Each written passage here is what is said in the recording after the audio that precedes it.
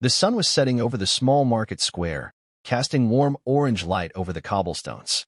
Among the rows of vendors, a young girl named Lila stood by a worn wooden cart piled with bright, red strawberries. Her clothes were threadbare, her hair a little unkempt, but her eyes, clear, bright, and full of quiet hope, never wavered. Fresh strawberries.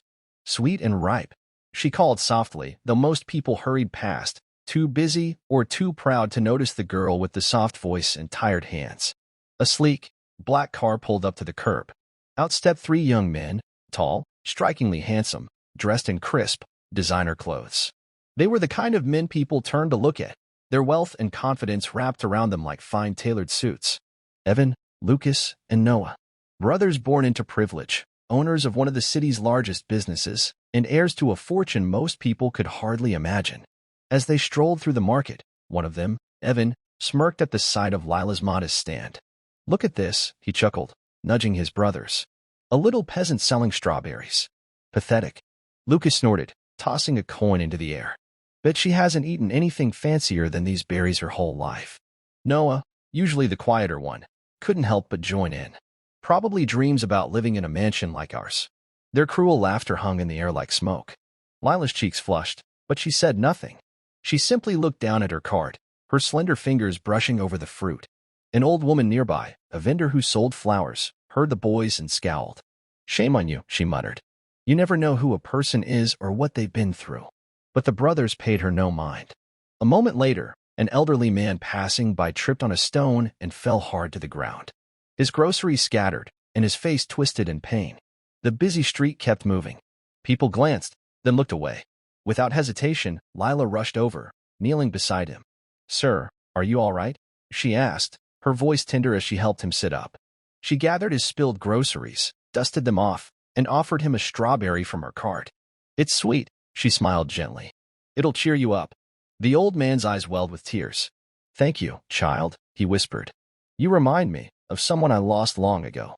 Watching from a distance, something in Noah's chest tightened. He stared at the girl's face, the curve of her jaw, the way her hair fell in loose waves.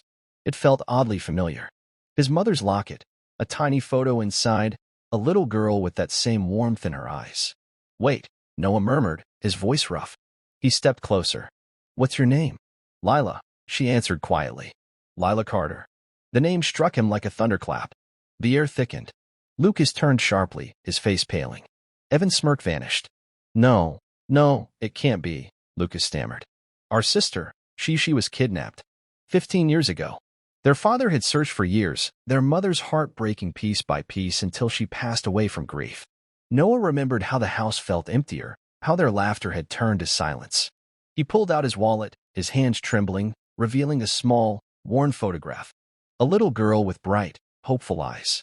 Lila looked down, her breath catching in her throat.